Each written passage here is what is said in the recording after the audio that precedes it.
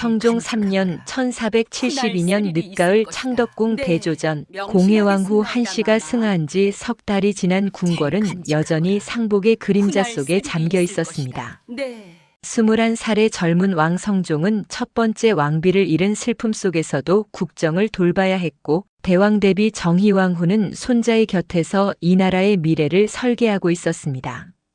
한씨 가문의 딸이었던 공해왕후는 온화하고 덕망 있는 여인이었으나 아들 하나 낳지 못하고 세상을 떠났습니다. 왕실에는 후사가 절실했고 성종의 후궁들 사이에서는 보이지 않는 권력 다툼이 시작되고 있었습니다. 그 중에서도 가장 눈에 띄는 이는 숙의 윤씨였습니다. 하만 윤씨 가문 출신의 그녀는 뛰어난 미모와 총명함으로 성종의 총애를 한 몸에 받고 있었습니다. 성종 2년 그녀가 원자를 낳자 궁궐 안팎은 술렁이기 시작했습니다. 왕의 첫 아들 훗날 세자가 될 아이가 후궁의 소생이라는 사실은 많은 이들에게 불안을 안겨주었습니다. 정희왕후는 이 모든 것을 지켜보며 깊은 우려에 잠겼습니다. 숙의 윤씨의 눈빛에서 그녀는 위험한 야망을 읽었습니다. 아름다움과 총애를 믿고 교만해지는 여인, 질투심이 깊어 다른 후궁들을 견제하는 모습, 그리고 무엇보다 왕비의 자리를 노골적으로 탐하는 태도가 정희왕후의 마음을 불편하게 만들었습니다. 성종실록 성종 3년 11월 기사에는 이런 기록이 남아 있습니다. 대왕 대비께서 중궁의 간택을 서두르시니 조정의 신하들이 모두 그 뜻을 헤아리지 못하였다. 공해왕후가 승하한 지 겨우 석 달 상기가 채 끝나지도 않은 시점에 정희왕후가 새 왕비 간택을 재촉한 것입니다. 성종 3년 12월 수강궁 별당, 한겨울 추위가 매섭게 몰아치던 날 정희왕후는 은밀히 한 여인을 불렀습니다. 파평 윤씨 가문의 딸 윤호의 둘째 딸이었습니다. 당시 20살이던 이 여인은 궁녀로 들어와 조용히 침방 일을 거들고 있었습니다. 정희왕후의 처소에 들어선 여인은 고개를 깊이 숙인 채 무릎을 꿇었습니다. 촛불이 흔들리는 방 안에는 정희왕후와 여인 단 둘뿐이었습니다. 정희왕후는 오랫동안 말없이 그녀를 내려다보았습니다. 고개를 들어보거라. 정희왕후의 목소리는 위험 있으면서도 어딘가 쓸쓸했습니다. 여인이 조심스럽게 고개를 들자 정희왕후는 그녀의 얼굴을 찬찬히 살폈습니다. 화려한 미모는 아니었으나 맑고 깊은 눈동자와 의연한 인상이 마음에 들었습니다. 내 아비 윤호를 아느냐? 황공하옵니다, 마마. 소녀의 아버지이옵니다. 그 사람이 어떤 사람인지 너는 아느냐?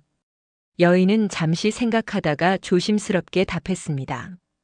소녀가 감히 아버지를 평하기는 어려우나 늘 집안 식구들에게 겸손하라, 분수를 지키라 말씀하시던 분이옵니다. 정희왕후의 입가에 희미한 미소가 스쳤습니다. 옳다. 내 아비는 현명한 사람이다. 원경왕후의 동생들이 어찌 되었는지 아느냐? 여인은 고개를 끄덕였습니다. 민무구와 민무질, 세조의 왕비 정희왕후의 언니인 원경왕후의 동생들은 외척의 권세를 믿고 교만하게 굴다가 비참한 최후를 맞았습니다. 민무구는 역모로 몰려 사사되었고 민무질은 귀양을 갔습니다. 내 아비는 그것을 보고 배웠다. 권력이란 물과 같아서 그릇이 기울면 쏟아지는 법이다.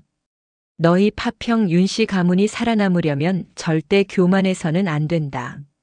정희왕후는 잠시 말을 멈추고 여인을 뚫어지게 바라보았습니다. 너를 중전의 자리에 앉히려 한다. 여인의 눈이 크게 떠졌습니다. 믿기지 않는다는 표정이었으나 곧 두려움이 그 얼굴을 덮었습니다. 마마, 소녀는 그럴 그릇이. 그릇은 내가 정한다. 정희왕후의 목소리가 차갑게 방 안을 채웠습니다. 지금 궁궐에는 위험한 여인이 있다. 숙의 윤씨, 원자의 생모이자 왕의 총애를 받는 여인. 그 여인은 반드시 중전이 되고자 할 것이고 중전이 되면 이 나라를 위태롭게 만들 것이다. 내가 보기에 그 여인의 눈에는 광기가 서려 있다. 여인은 숨을 죽이고 들었습니다. 너는 중전이 되어 그 자리를 지켜야 한다. 하지만 결코 꽃처럼 화려하게 피어서는 안 된다.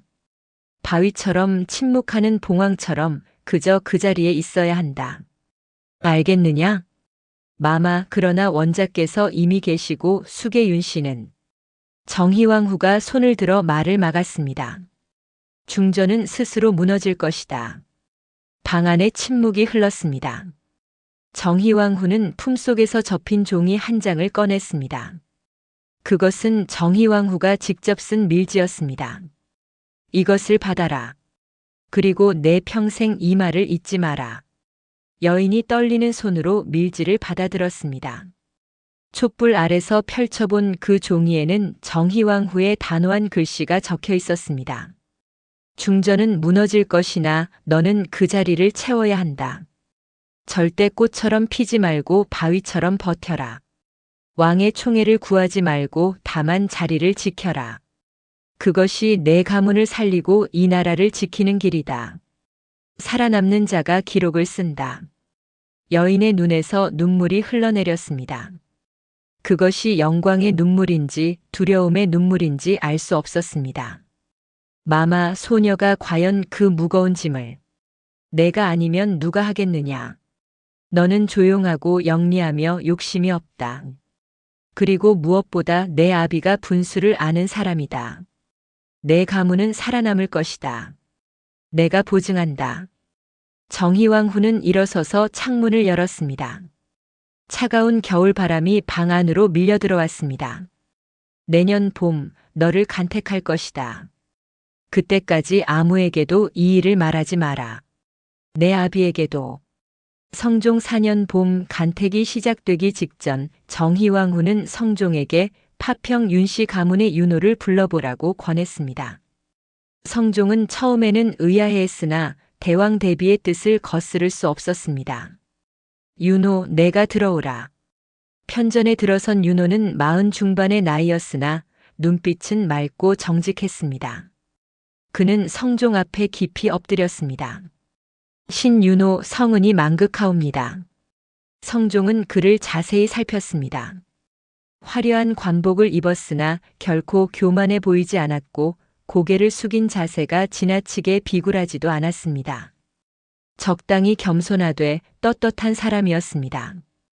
경은 대왕 대비마마께서 총애하시는 파평 윤씨 가문의 사람이라 들었소. 황공하옵니다, 전하.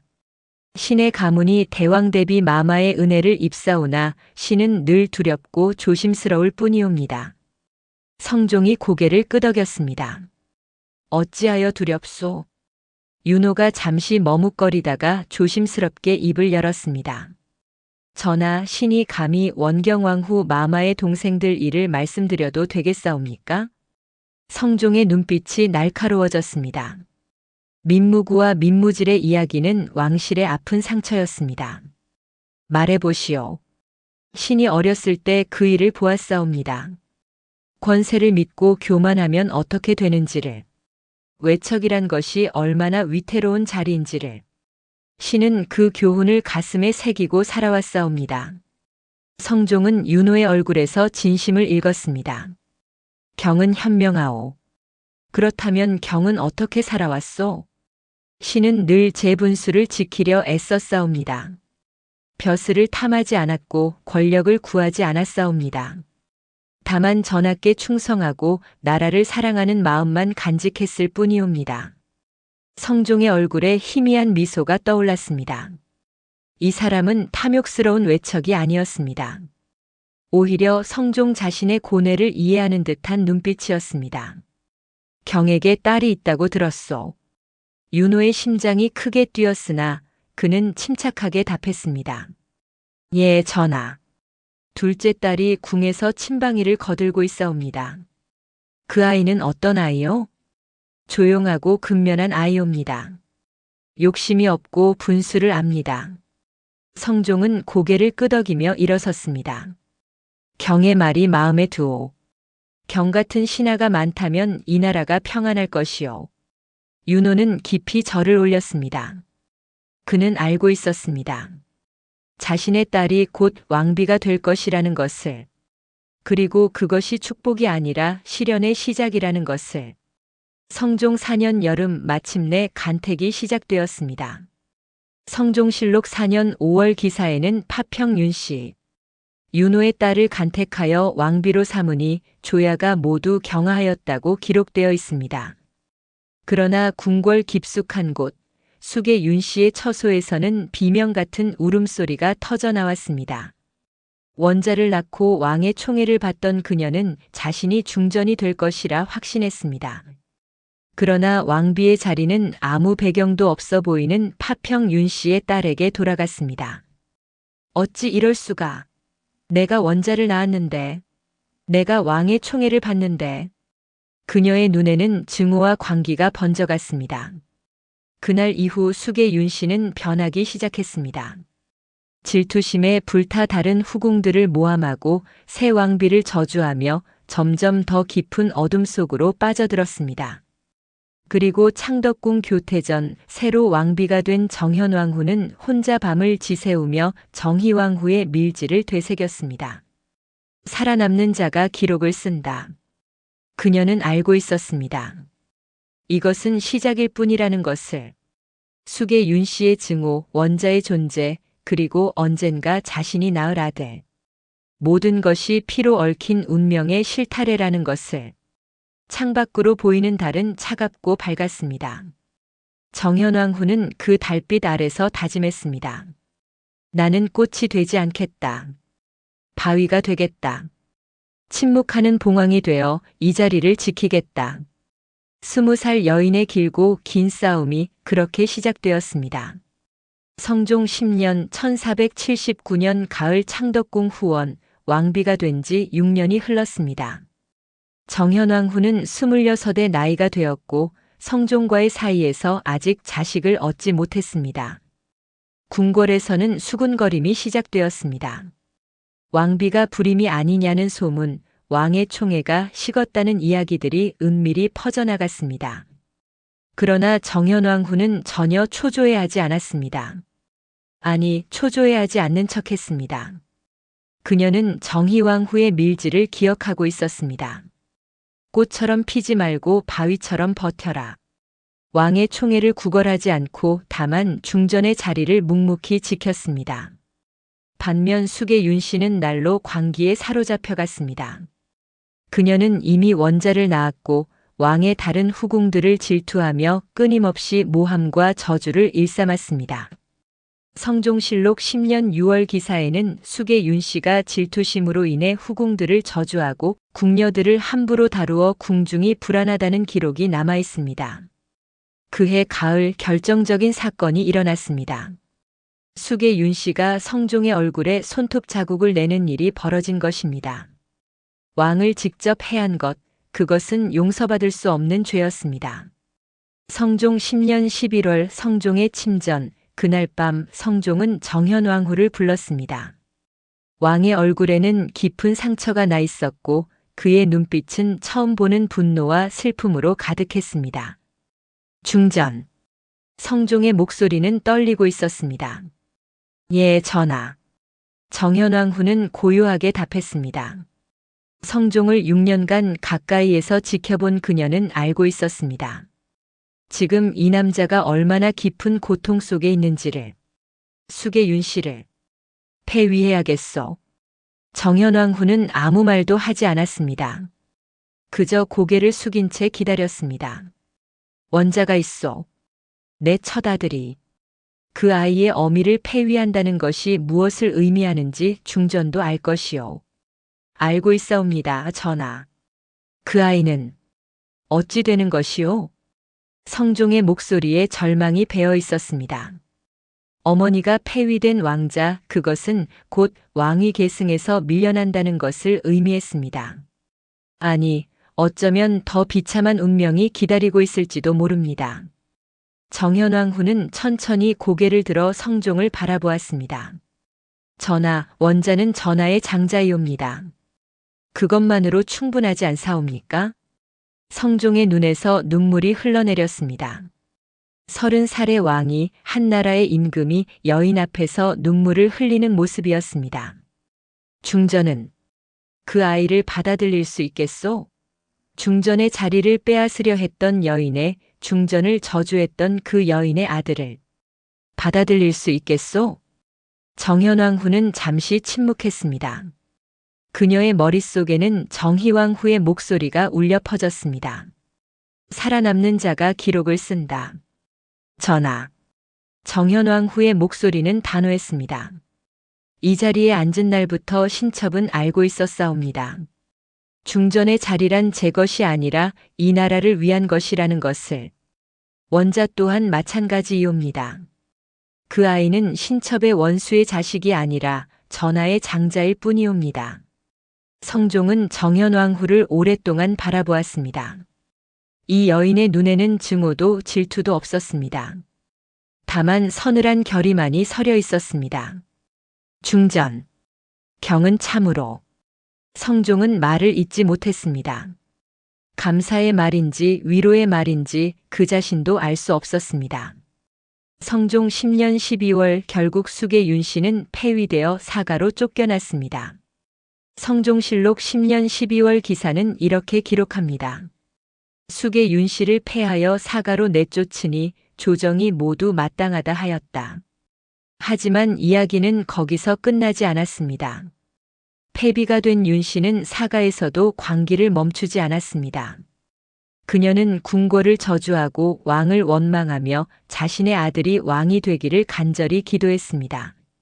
성종 11년 결국 성종은 견디지 못하고 폐비 윤씨에게 사약을 내렸습니다. 8살의 원자는 자신의 어머니가 사약을 받는 모습을 궁 밖에서 지켜봐야 했습니다. 그날 밤 정현왕후는 홀로 처소에 앉아 있었습니다. 창밖으로는 눈이 내리고 있었습니다. 그녀는 알고 있었습니다. 저 멀리서 한 여인이 죽어가고 있다는 것을, 그리고 그 여인의 자리에 자신이 앉게 될 것이라는 것을. 정현왕후는 품속에서 정희왕후의 밀지를 꺼내 다시 읽었습니다. 중전은 무너질 것이나 너는 그 자리를 채워야 한다. 대비마마 소녀가 제대로 하고 있는 것이옵니까? 그녀의 눈에서 눈물이 흘러내렸습니다. 그러나 그 눈물을 닦을 시간조차 없었습니다. 곧 더 큰 시련이 기다리고 있었기 때문입니다. 성종 12년 봄 폐비 윤씨가 죽은 지 석 달 후 성종은 다시 정현왕후를 불렀습니다. 이번에는 어린 원자의 손을 잡고 왔습니다. 9살의 원자는 작고 여린 아이였습니다. 어머니를 잃은 슬픔이 그 얼굴에 그대로 드러나 있었습니다. 정현왕후를 보는 그 아이의 눈빛에는 두려움과 경계심이 가득했습니다. 원자야, 인사드려라. 이분이 중전마마시다. 원자는 고개를 깊이 숙였습니다. 작은 몸이 부들부들 떨리고 있었습니다. 정현왕후는 천천히 원자에게 다가갔습니다. 그리고 무릎을 꿇어 아이와 눈높이를 맞췄습니다. 원자, 저를 보세요. 아이가 조심스럽게 고개를 들었습니다. 정현왕후의 눈에는 따뜻함이 담겨 있었습니다. 아니, 따뜻함을 연기하고 있었습니다. 저는 원자의 어머니가 되고 싶습니다. 아니, 어머니가 되어야 합니다. 원자께서 저를 받아주시겠습니까? 아이의 눈에서 눈물이 흘러내렸습니다. 마마. 저는 어머니를 죽게 한. 아니에요. 정현왕후가 아이를 꼭 껴안았습니다. 원자는 아무 잘못도 없어요. 원자는 그저 이 궁궐에 태어났을 뿐이에요. 그리고 저는 원자를 보살필 것입니다. 약속해요. 성종은 그 장면을 바라보며 눈물을 흘렸습니다. 이 여인이 얼마나 큰 고통을 감내하고 있는지 알고 있었습니다. 자신을 저주했던 여인의 아들을 언젠가 자신의 친아들과 왕위를 두고 경쟁할지도 모르는 그 아이를 품는다는 것이 어떤 의미인지. 중전. 경이 아니었다면. 정현왕후는 성종을 향해 조용히 고개를 끄덕였습니다. 전하, 이 아이는 전하의 장자이옵니다. 신첩이 당연히 보살펴야 할 아이이옵니다. 그날부터 정현왕후는 원자 훗날 연산군이 될 그 아이를 친자식처럼 돌보기 시작했습니다. 성종실록 12년 3월 기사에는 중전께서 원자를 극진히 보살피시니 원자가 중전을 친모처럼 따른다고 기록되어 있습니다. 성종 12년 여름 하지만 사람들이 보지 못하는 밤 정현왕후는 홀로 앉아 자신과 싸워야 했습니다. 저 아이를 사랑해야 한다. 아니, 사랑하는 척이라도 해야 한다. 저 아이는 죄가 없다.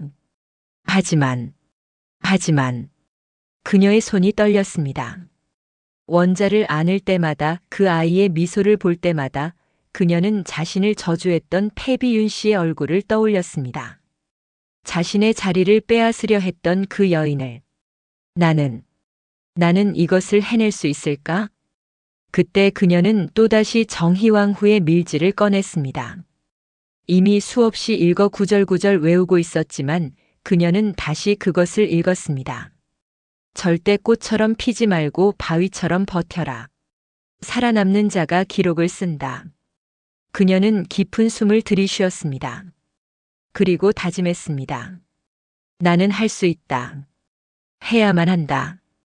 우리 가문을 위해서, 아버지를 위해서, 그리고 언젠가 내가 낳을 아들을 위해서. 그리고 마침내 성종 13년 정현왕후는 첫 아들을 낳았습니다. 진성대군 훗날 중종이 될 아이였습니다. 아이가 태어나던 날 궁궐은 기쁨에 들떠 있었습니다. 중전께서 드디어 원자를 낳으셨다는 소식이 퍼졌습니다. 그러나 정현왕후의 마음은 복잡했습니다. 해산실에서 갓 태어난 아기를 안고 있을 때 정현왕후는 문득 두려움을 느꼈습니다. 이 아이와 원자 두 아들이 언젠가 왕위를 두고 싸우게 될까? 원자가 이 아이를 시기하게 될까? 그때 성종이 들어왔습니다. 그는 아기를 보며 환하게 웃었습니다. 아들이요, 중전. 건강한 아들이요. 예, 전하. 성종은 갓난아기를 안아 올렸습니다. 그리고 원자를 불렀습니다. 원자야, 이리 오너라. 내 동생이다. 10살이 된 원자가 조심스럽게 다가왔습니다. 그는 갓난아기를 내려다보았습니다. 아범아마, 정말 제 동생이옵니까? 그렇다. 너와 같은 내 아들이다. 원자는 환하게 웃으며 아기의 작은 손을 만졌습니다. 그 순간 정현왕후의 가슴이 철렁 내려앉았습니다. 이 순수한 미소가 언젠가 증오로 변하게 될까? 그날 밤 정현왕후는 갓 태어난 아들을 안고 오랫동안 눈물을 흘렸습니다. 기쁨의 눈물인지 슬픔의 눈물인지 그녀 자신도 알 수 없었습니다. 성종 15년 진성대군이 2살이 되던 해 정현왕후는 깨달았습니다. 원자가 자신의 동생을 너무나 사랑한다는 것을. 12살의 원자는 동생을 어깨에 태우고 놀아주고 밥을 먹일 때는 먼저 동생의 입에 넣어주고 잠들 때는 동생 곁을 지켰습니다. 어느 날 정현왕후는 그 모습을 지켜보다가 소름이 돋는 것을 느꼈습니다. 안 돼. 이러면 안 돼. 원자가 동생을 사랑하면 사랑할수록, 진성대군이 원자를 따르면 따를수록 정현왕후는 불안했습니다. 왕위는 하나뿐이고 원자는 장자입니다. 만약 원자가 왕이 되고 동생을 사랑한다면 진성대군은 평생 형의 그늘에서 살아야 할 것입니다. 하지만 만약 무언가 잘못된다면, 만약 원자에게 문제가 생긴다면 패비의 아들이라는 꼬리표가 평생 그를 따라다닐 것이고 어쩌면 영모의 누명을 쓸 수도 있습니다. 정현왕후는 결단을 내렸습니다. 진성대군을 원자로부터 멀리해야 한다고. 어느 날 밤 정현왕후는 진성대군을 자신의 처소로 불렀습니다. 2살배기 아이는 어머니를 보며 환하게 웃었습니다. 어마마마. 정현왕후는 아이를 안아 올렸습니다. 그리고 방문을 굳게 닫았습니다. 그녀는 아이를 내려놓고 차갑게 말했습니다. 진성아, 들어라. 아이는 어머니의 낯선 목소리에 놀라 움찔했습니다. 너는 앞으로 형님을 멀리해야 한다. 형님과 놀아서도 안 되고 형님 앞에 나서서도 안 된다. 알겠느냐? 아이는 이해할 수 없다는 표정으로 어머니를 바라보았습니다. 어째서? 어째서 형님을 멀리해야 하나이까? 물어서는 안 된다. 정현왕후의 목소리는 단호했습니다. 너는 죽은 듯이 지내야 한다. 그것이 너를, 형님을, 우리 모두를 살리는 길이다. 아이는 울음을 터뜨렸습니다. 정현왕후는 울고 있는 아들을 안아주고 싶었습니다.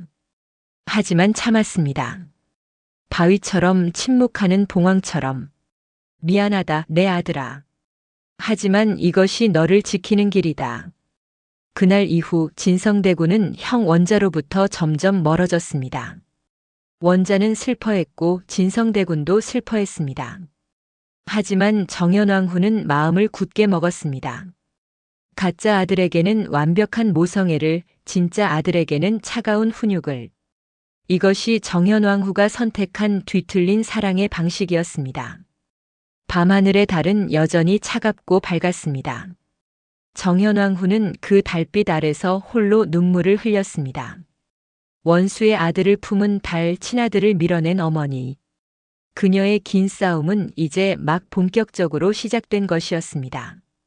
성종 25년 1494년 겨울 창덕궁, 성종이 승하했습니다. 38배 나이로 갑작스럽게 세상을 떠난 것입니다. 성종실록 25년 12월 24일 기사는 이렇게 기록합니다. 임금께서 대조전에서 승하하시니 춘추 38세이시고 제위 25년이었다. 중전과 원자가 곡하고 조야가 슬퍼하였다. 정현왕후는 32살이 되었습니다. 20살의 왕비가 된 지 12년, 그녀는 이제 대비가 되었습니다. 그리고 18살의 원자 연산군이 왕위에 올랐습니다. 성종의 빈전 앞에서 정현왕후는 무릎을 꿇고 있었습니다. 옆에는 연산군이, 그리고 조금 떨어진 곳에는 11살의 진성대군이 있었습니다. 세 사람은 각자 다른 슬픔을 품고 있었습니다. 연산군은 아버지를 잃은 슬픔과 동시에 왕이 되었다는 두려움을, 진성대군은 아버지를 잃었다는 사실조차 제대로 이해하지 못한 채 형과 어머니의 얼굴을 번갈아 보았습니다. 그리고 정현왕후는 이제 시작이라는 것을 알고 있었습니다. 전하, 신첩이 약속대로 원자를 지켜냈나이다. 이제 신첩의 진짜 싸움이 시작되옵니다. 연산군 즉위년 1495년 봄 창덕궁 대조전, 연산군이 즉위하자 궁궐의 분위기가 미묘하게 변했습니다. 정현왕후는 이제 대왕 대비도 아닌 그저 대비의 신분이었습니다. 왕의 어머니이지만 친모가 아니라는 사실은 궁중 누구나 알고 있었습니다. 조정의 신하들은 수군거렸습니다. 패비의 아들이 왕이 되었다고 과연 나라가 평안할 수 있겠느냐고. 하지만 연산군은 처음에는 현명한 왕이 되고자 노력했습니다. 어느 날 연산군이 정현왕후의 처소를 찾아왔습니다. 즉위한 지 석 달이 지난 때였습니다. 대비마마.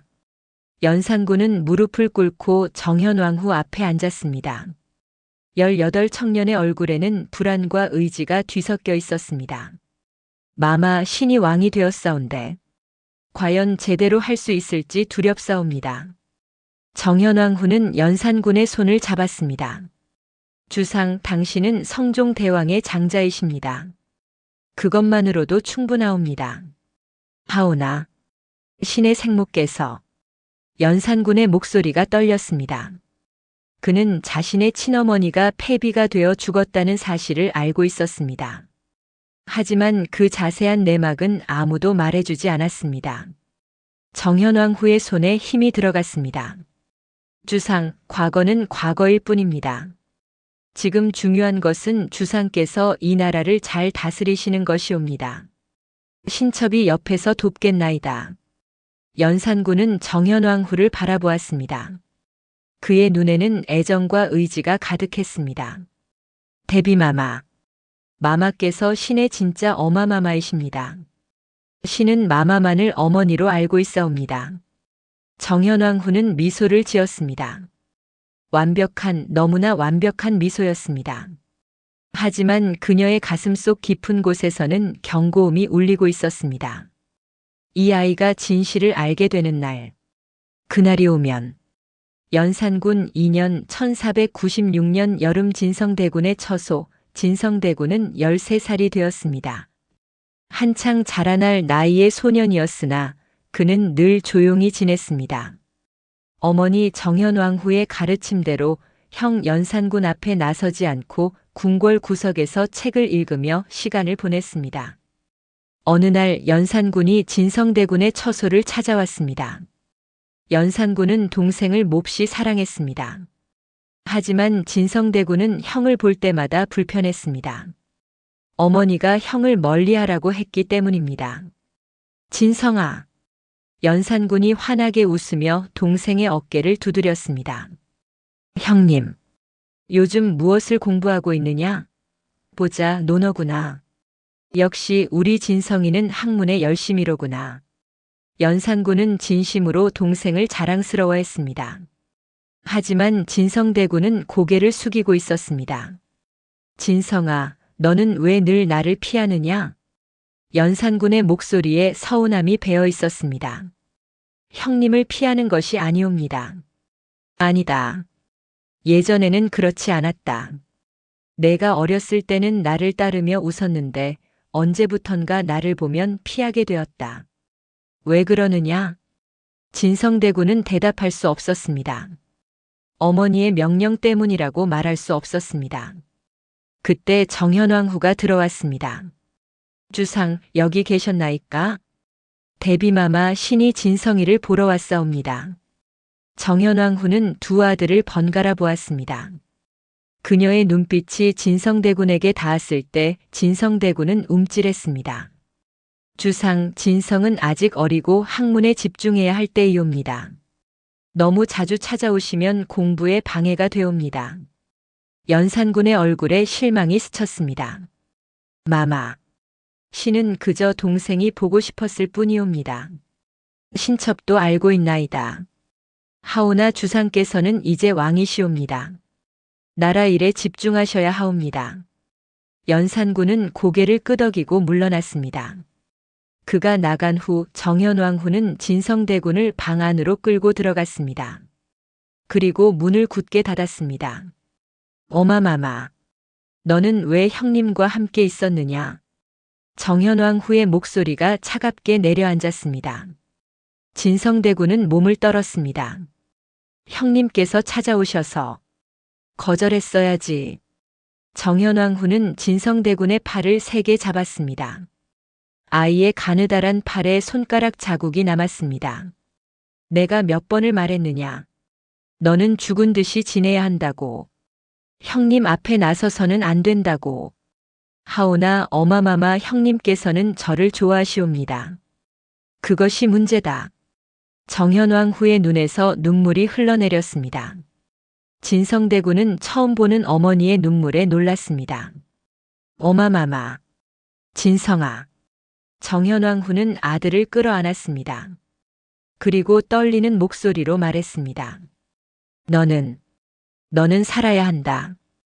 형님이 너를 사랑하면 사랑할수록 훗날 무언가 잘못되었을 때 너는 위험해진다.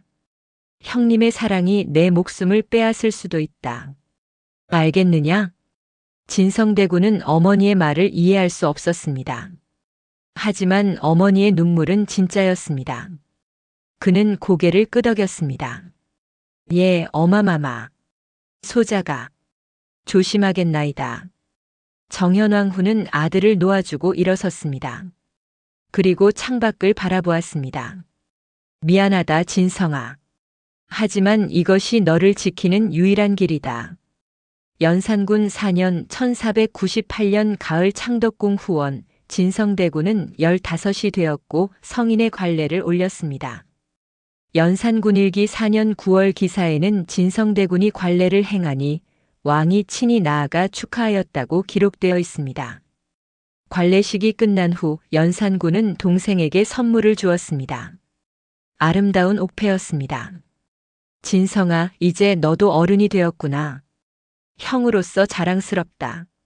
진성대군은 옥패를 받아들며 형에게 깊이 절했습니다. 형님의 은혜 평생 잊지 않겠나이다. 은혜라니 우리가 남인가. 형제가 서로 아끼는 것이 당연한 일이지. 연산군은 진심으로 웃었습니다. 하지만 그의 눈 깊은 곳에는 알 수 없는 그림자가 드리워져 있었습니다. 그날 밤 연산군은 혼자 처소에 앉아 있었습니다. 그는 오래전부터 품고 있던 의문들을 떠올렸습니다. 나의 친어머니는 누구인가? 왜 폐비가 되었는가? 그리고 어떻게 돌아가셨는가? 궁궐에서는 아무도 그에게 자세히 말해주지 않았습니다. 다만 어머니가 질투심이 깊어 죄를 지었다고만 했습니다. 하지만 그것만으로는 의문이 풀리지 않았습니다. 연산군은 은밀히 내관을 불렀습니다. 과인의 친모에 대해 알아보아라. 자세하게 모든 것을. 내관은 두려운 얼굴로 대답했습니다. 주상, 그것은 명이다. 연산군의 목소리는 차갑고 단호했습니다.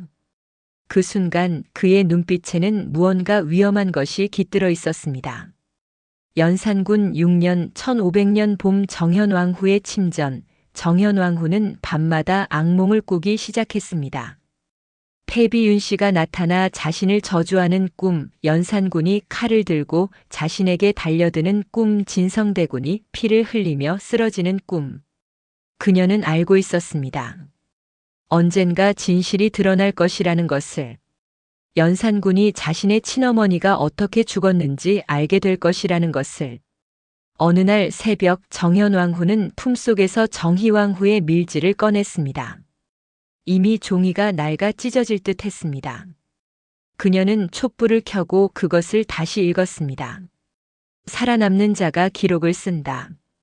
데비마마, 소녀가 살아남을 수 있을까요? 제 아들을 지킬 수 있을까요? 그때 밖에서 급한 발소리가 들렸습니다. 문이 벌컥 열리고 궁녀가 헐레벌떡 뛰어들어왔습니다. 데비마마, 큰일이옵니다. 무슨 일이냐? 주상께서 성종 대왕 시절의 기록들을 뒤지고 계시옵니다. 폐비윤 씨에 관한 모든 기록을. 정현왕후의 얼굴이 창백해졌습니다. 마침내 그 순간이 온 것입니다. 진성대군을 당장 불러라. 그리고 정현왕후는 밀지를 다시 품속 깊이 넣었습니다. 아무도 이 방에 들어오지 못하게 하라. 연산군 6년 봄밤의 대화. 그날 밤 정현왕후는 진성대군을 불렀습니다. 17이 된 소녀는 어머니의 다급한 부름에 놀라 달려왔습니다. 어마마마, 무슨 일이시옵니까? 정현왕후는 진성대군의 손을 꽉 잡았습니다. 진성아, 잘 들어라.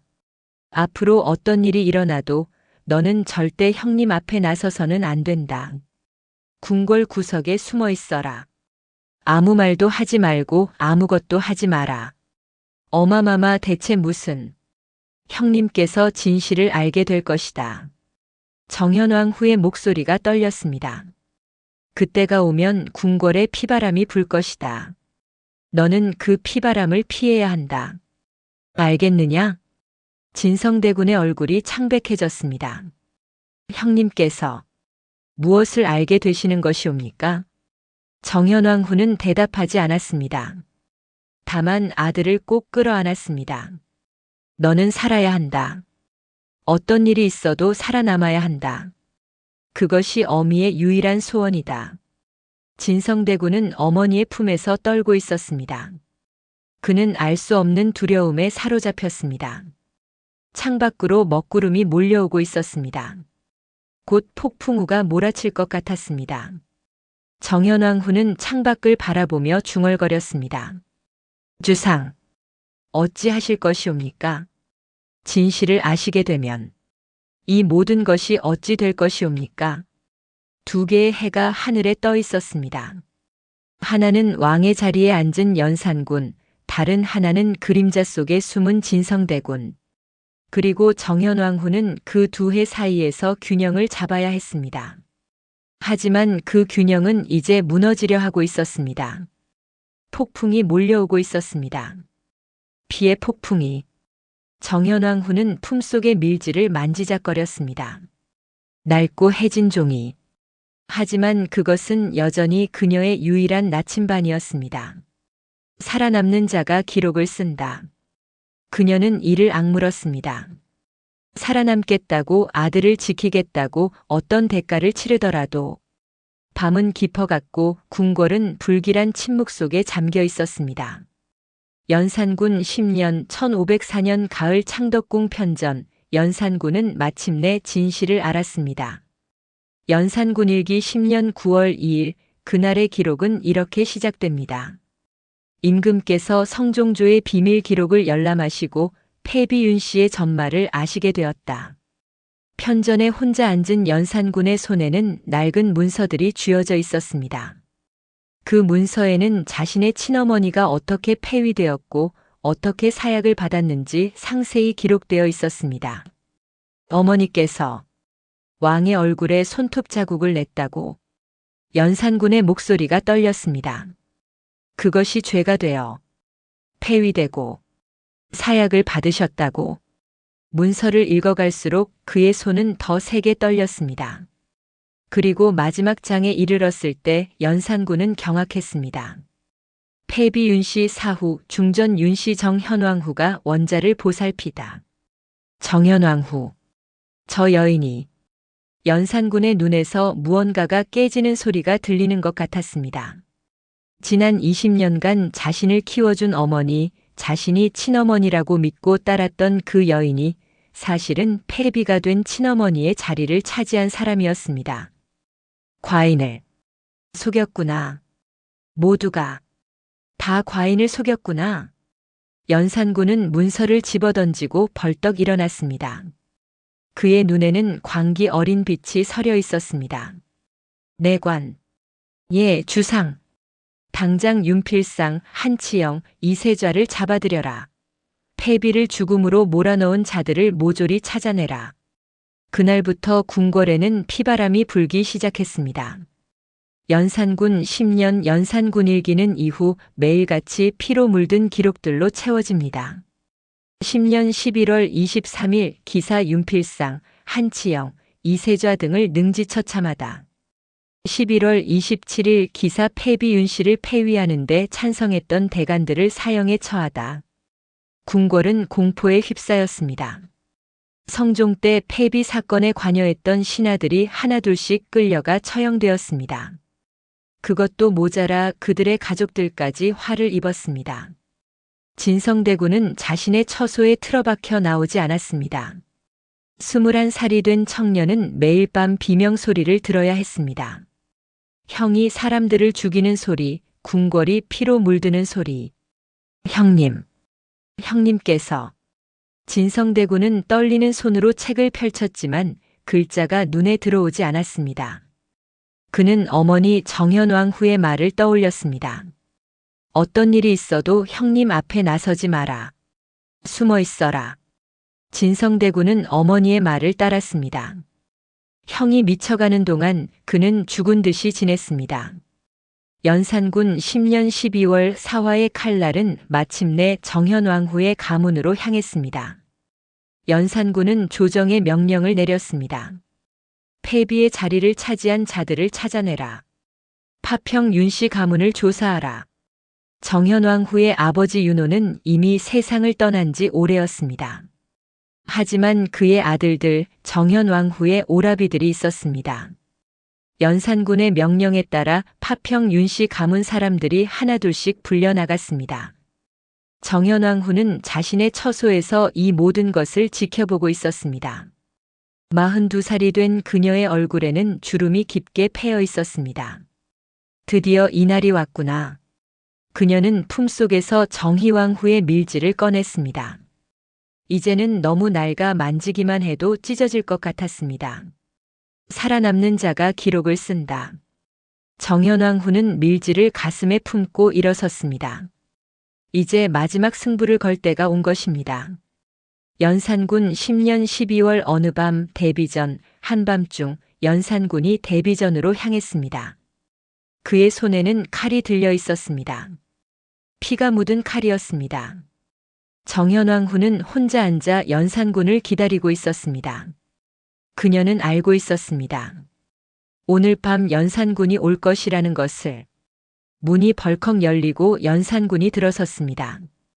그의 눈은 충혈되어 있었고 옷에는 피가 튀어 있었습니다. 대비마마. 연산군의 목소리는 차갑고 날카로웠습니다. 정현왕후는 고요하게 그를 바라보았습니다. 주상, 이 밤의 어인일로. 마마. 연산군이 소리쳤습니다. 마마께서는 과인을 속이셨습니까? 정현왕후는 대답하지 않았습니다. 연산군은 한 걸음 다가왔습니다. 과인의 친모를 아십니까? 패비윤 씨를 아십니까? 알고 있나이다. 정현왕후의 목소리는 흔들림이 없었습니다. 그렇다면 왜 과인에게 말씀하지 않으셨습니까? 왜 과인을 속이셨습니까? 연산군의 손에 든 칼이 떨렸습니다. 과인이 친모라 믿고 따랐던 마마께서 알고 보니 친모의 자리를 빼앗은 자였습니까? 과인을 키운 것이 다 거짓이었습니까? 정현왕후는 천천히 일어섰습니다. 그녀는 연산군을 똑바로 바라보았습니다. 주상, 신첩이 주상을 속였다고 하시옵니까? 그렇지 않습니까? 그렇다면 묻겠나이다. 신첩이 주상을 어떻게 대했나이까?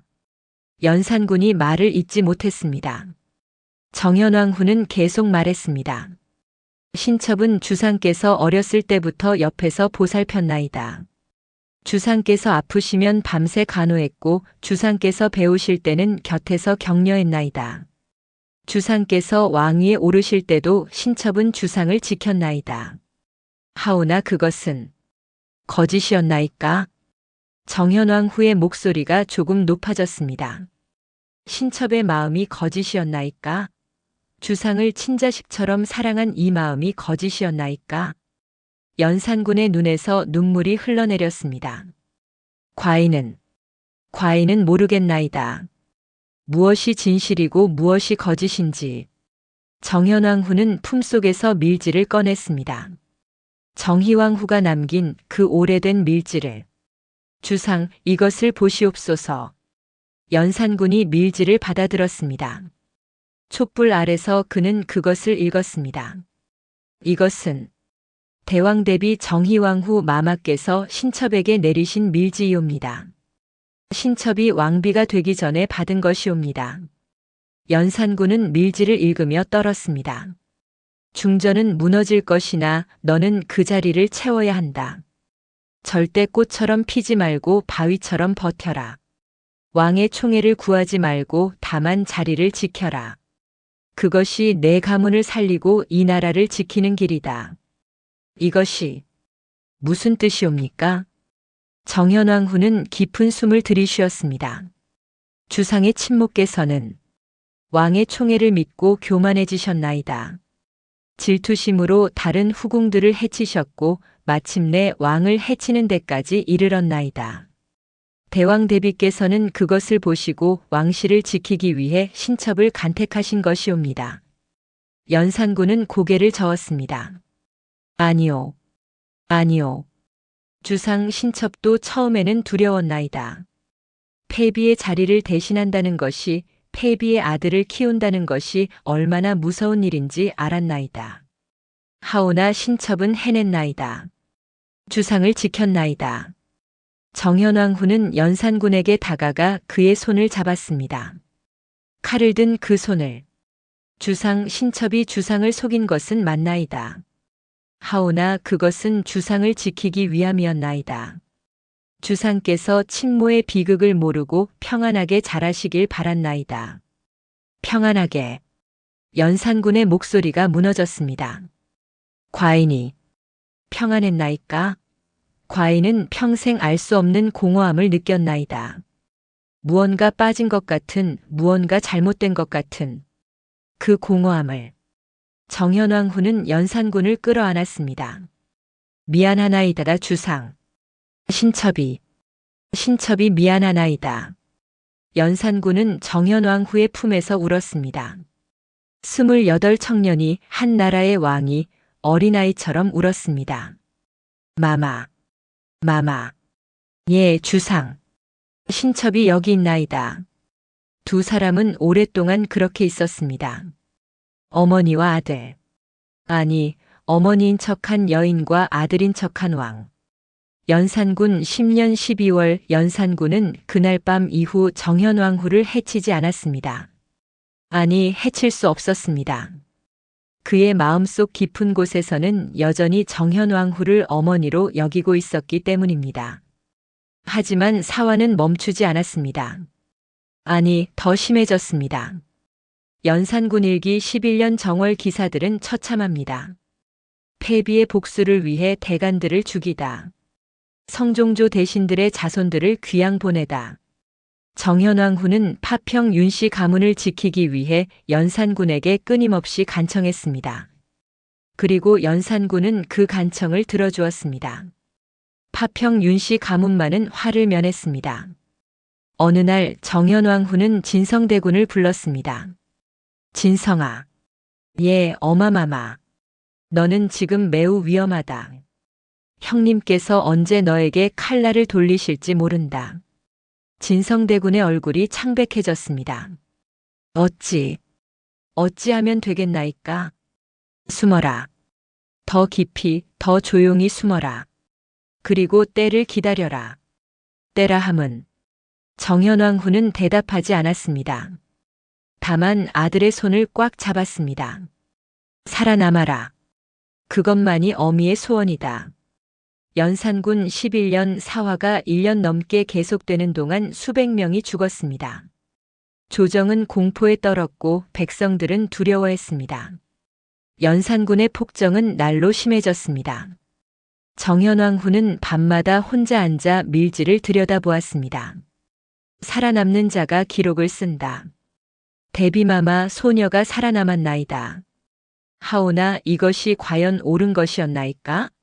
이 많은 피를 흘리면서까지 살아남아야 했나이까? 그녀는 알고 있었습니다.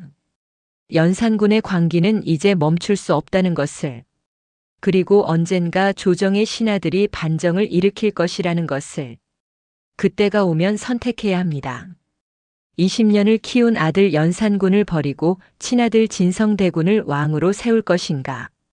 정현왕후는 창밖의 달을 바라보았습니다. 차갑고 밝은 달. 그 달빛 아래서 수많은 사람들이 죽어갔습니다. 주상. 신첩이 주상을 구할 수 있다면. 하지만 그녀는 알고 있었습니다. 연산군은 이미 구원받을 수 없다는 것을, 그리고 자신은 결국 선택해야 한다는 것을, 기른 아들을 버리고 친아들을 살리는 것, 그것이 어머니로서 할 수 있는 마지막 일이라는 것을. 정현왕후의 눈에서 눈물이 흘러내렸습니다. 침묵의 끝, 그녀의 긴 싸움은 이제 마지막 국면을 향해 가고 있었습니다. 궁궐 어딘가에서 또다시 비명소리가 들렸습니다. 핏빛 진실이 드러난 후 궁궐은 더 이상 평화로울 수 없었습니다. 정현왕후는 밀지를 다시 품속에 넣고 고개를 들었습니다. 마지막 싸움을 준비할 때였습니다. 연산군 12년 1506년 봄 연산군의 폭정은 극에 달했습니다. 연산군 일기 12년 기사들은 더 이상 국정 기록이 아니라 광기의 연대기였습니다. 궁궐 안에 연못을 파고 기생 수천 명을 불러들이다. 간언하는 신하들을 매질하여 죽이다. 백성들의 집을 허물고 궁궐을 확장하다. 조정의 신하들은 공포와 절망 속에서 은밀히 모여 속삭였습니다. 더 이상 이대로 둘 수 없다고, 왕을 폐위해야 한다고. 정현왕후는 44살이 되었습니다. 그녀의 얼굴에는 세월의 흔적이 깊게 새겨져 있었습니다. 하지만 그녀의 눈빛만은 여전히 예리했습니다.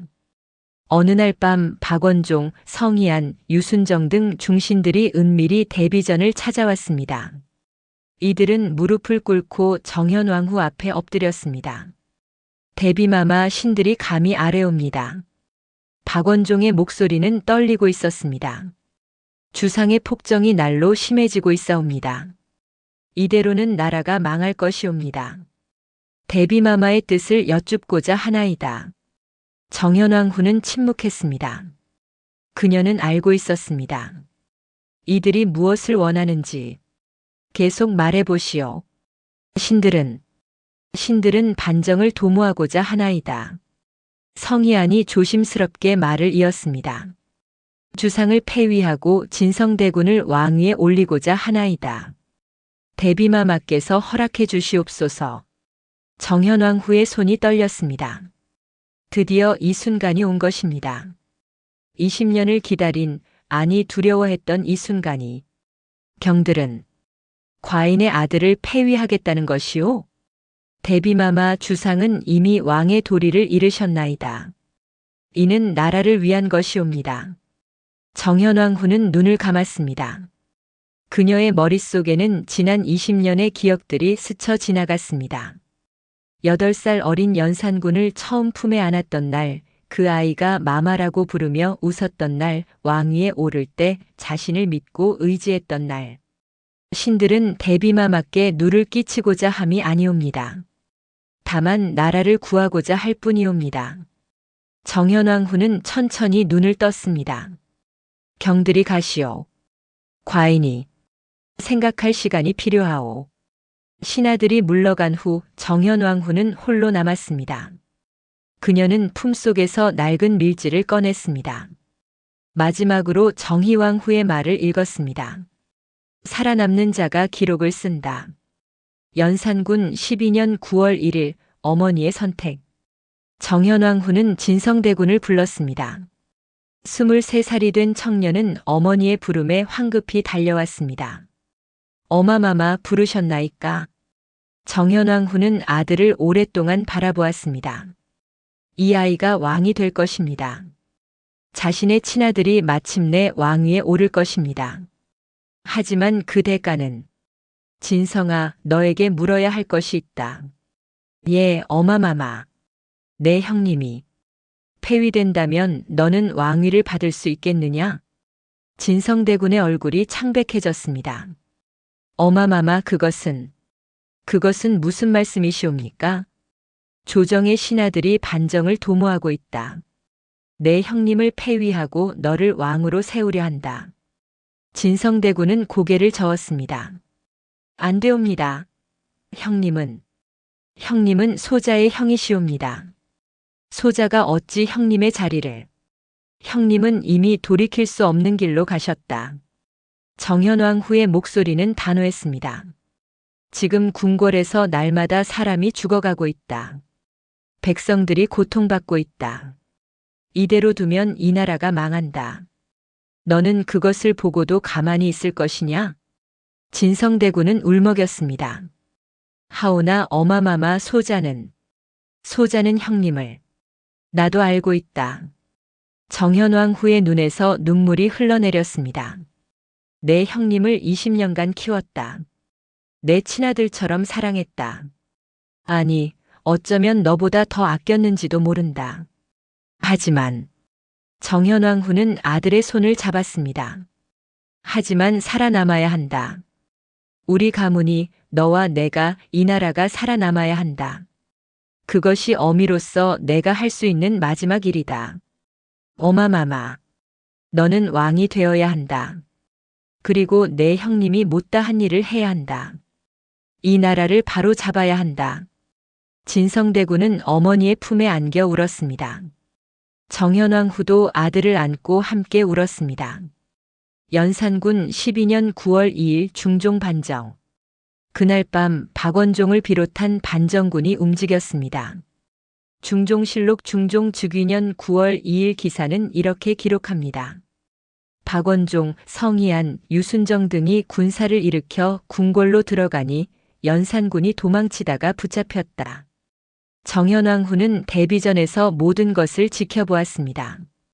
궁궐 안에서 들리는 함성, 칼 부딪히는 소리, 그리고 연산군을 찾는 외침. 새벽녘 연산군이 결국 붙잡혀왔습니다. 그의 옷은 찢겨져 있었고 얼굴에는 상처가 나 있었습니다. 신하들은 그를 정현왕후 앞으로 끌고 왔습니다. 대비마마, 연산군을 잡았나이다. 연산군은 무릎을 꿇고 정현왕후를 바라보았습니다. 그의 눈에는 배신감과 슬픔이 가득했습니다. 마마께서도 이것을 허락하셨나이까? 정현왕 후는 대답하지 않았습니다. 그녀는 그저 연산군을 바라보고 있었습니다. 신들은 연산군을 강화도로 유배 보내고자 하나이다. 박원종이 아뢰었습니다. 정현왕 후는 고개를 끄덕였습니다. 그리하시오. 연산군은 비웃었습니다. 마마, 결국 마마께서도 과인을 버리시는구려. 20년을 함께하고도 결국 주상. 정현왕 후가 처음으로 입을 열었습니다. 아니, 이제는 주상이 아니구나. 연산. 그녀는 천천히 연산군에게 다가갔습니다. 그리고 무릎을 꿇어 그와 눈높이를 맞췄습니다. 내가 미워서가 아니다. 너를 사랑하지 않아서가 아니다. 정현왕 후의 목소리는 떨렸습니다. 하지만 이 나라를 살려야 한다. 내 동생을 살려야 한다. 그리고 나도 살아야 한다. 연산군의 눈에서 눈물이 흘러내렸습니다. 마마께서는 끝까지 저를 속이시는 것이옵니까? 저를 사랑하신다 하시면서 저를 버리시는 것이옵니까? 정현왕 후는 연산군의 손을 잡았습니다. 나는 너를 속였다. 내 친모가 아닌 내가 너를 키웠고 너를 이용했다. 하지만 그녀의 목소리가 무너졌습니다. 하지만 내 어미로서의 마음만큼은 진심이었다. 너를 품에 안았을 때의 따뜻함, 내가 아팠을 때의 걱정, 내가 왕위에 올랐을 때의 자랑스러움. 그것만은 진심이었다. 연산군은 소리 없이 울었습니다. 마마. 부디 다음 생에서는 왕의 자식으로 태어나지 마라. 평범한 집안의 평범한 아이로 태어나 행복하게 살기를 바란다. 정현왕 후는 연산군을 꼭 껴안았습니다. 마지막으로, 정말 마지막으로. 미안하구나, 내 아들아. 정말 미안하구나. 연산군 12년 9월 2일 중종의 즉위. 연산군이 끌려간 후 진성대군이 왕위에 올랐습니다. 중종이 된 것입니다. 중종실록 즉위년 9월 2일 기사 진성대군이 왕위에 오르니 조야가 모두 기뻐하였다. 대비 윤씨 정현왕 후를 대왕 대비로 높이고 왕이 예를 갖추어 문안드렸다. 하지만 정현왕 후의 얼굴에는 기쁨이 없었습니다. 그녀는 대왕 대비의 자리에 앉았지만 마음은 텅 비어 있었습니다. 중종이 정현왕 후를 찾아와 무릎을 꿇었습니다. 대왕 대비마마 소자가 왕위에 올랐나이다. 정현왕 후는 아들을 내려다보았습니다. 그래, 내가 왕이 되었구나. 마마 소자는 두렵사옵니다. 형님을 밀어내고 왕이 된 이 자리가. 두려워하지 마라. 정현왕 후는 아들의 손을 잡았습니다. 너는 잘못한 것이 없다. 나라를 구한 것이다. 내 형님은 이미 구원받을 수 없었다. 하오나 너는 좋은 왕이 되어야 한다. 내 형님이 못다한 일을 해야 한다. 그것이 내 형님에 대한 속죄이고 나에 대한 효도이다. 중종은 고개를 끄덕였습니다. 예, 마마. 소자가 명심하겠나이다. 연산군 12년 11월 강화도의 마지막. 연산군은 강화도에 유배되어 2달을 버티지 못하고 세상을 떠났습니다. 중종실록 즉위년 11월 6일 기사 연산군이 강화도에서 죽으니 나이 31세였다. 왕이 예를 갖추어 장사 지냈다. 정현왕 후는 그 소식을 들었을 때 아무런 감정도 드러내지 않았습니다. 그저 창밖을 바라보고 있었습니다. 주상께서 승하하셨나이다. 궁녀가 조심스럽게 전했습니다. 그러하냐? 정현왕 후의 목소리는 담담했습니다. 장례는 제대로 치러주어라. 그가 비록 폐위된 왕이나 한때는 이 나라의 임금이었다. 예, 마마. 궁녀가 물러간 후 정현왕 후는 홀로 남았습니다. 그녀는 품속에서 밀지를 꺼냈습니다. 이제는 너무 낡아 거의 가루가 될 지경이었습니다. 대비마마 소녀가 살아남았나이다. 제 아들을 왕위에 올렸나이다. 가문을 지켰나이다. 정현왕 후는 밀지를 가슴에 품었습니다. 하오나 하오나 이것이 과연 옳은 것이었나이까? 한 아들을 살리기 위해 다른 아들을 죽여야 했나이까? 그녀의 눈에서 눈물이 흘러내렸습니다. 연산아, 미안하구나. 정말 미안하구나.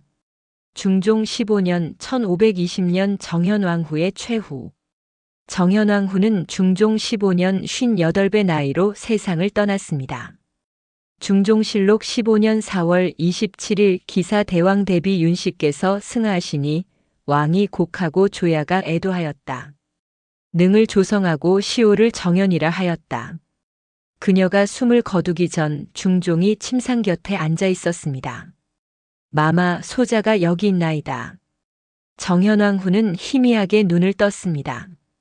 중종, 내가 왔구나. 예, 마마. 소자가 곁에 있나이다. 정현왕후는 아들의 손을 잡았습니다. 그녀의 손은 차갑고 가늘었습니다. 너는 좋은 왕이 되었구나. 마마의 가르침 덕분이옵니다. 아니다. 정현왕후는 고개를 저었습니다. 나는 좋은 어미가 아니었다. 너를 제대로 사랑하지 못했다. 내 형을 더 아꼈다. 미안하구나. 마마. 하지만 너를 왕으로 만들었다. 너를 살렸다. 그것만은 잘한 일이겠지. 정현왕후의 목소리가 점점 작아졌습니다. 중종아, 내 형을 기억해 주렴. 그 아이도 불쌍한 아이였다. 예, 마마. 소자가 기억하겠나이다. 정현왕후는 희미하게 미소 지었습니다. 그리고 천천히 눈을 감았습니다. 살아남았구나. 나는 살아남았구나. 그것이 정현왕후의 마지막 말이었습니다. 에필로그 침묵의 봉황. 정현왕후의 무덤에는 간단한 비문이 새겨졌습니다. 정현왕후 윤씨. 성종의 계비이자 중종의 생모. 격동의 시대를 지혜로 헤쳐나가며 왕실을 지킨 여인. 하지만 그 비문이 말하지 않는 것들이 있었습니다. 20년간 원수의 아들을 품었던 일, 친아들을 멀리해야 했던 고통, 한 아들을 버리고 다른 아들을 택해야 했던 잔인한 선택. 정현왕후는 평생 침묵했습니다. 자신의 고통을 말하지 않았고 자신의 눈물을 보이지 않았습니다. 다만 바위처럼 서서 자신의 자리를 지켰습니다. 그녀는 꽃처럼 화려하게 피지 않았습니다. 하지만 봉황처럼 불 속에서도 살아남아 다시 날아올랐습니다. 정희왕후의 밀지는 정현왕후와 함께 묻혔습니다. 그리고 그 마지막 구절은 역사가 증명했습니다. 살아남는 자가 기록을 쓴다. 정현왕후는 살아남았고 그녀의 아들이 왕이 되었습니다. 그것이 그녀의 승리였습니다. 하지만 동시에 그것은 그녀의 비극이기도 했습니다. 침묵의 봉황은 마침내 승천했습니다. 하지만 그 날개는 눈물로 젖어 있었습니다.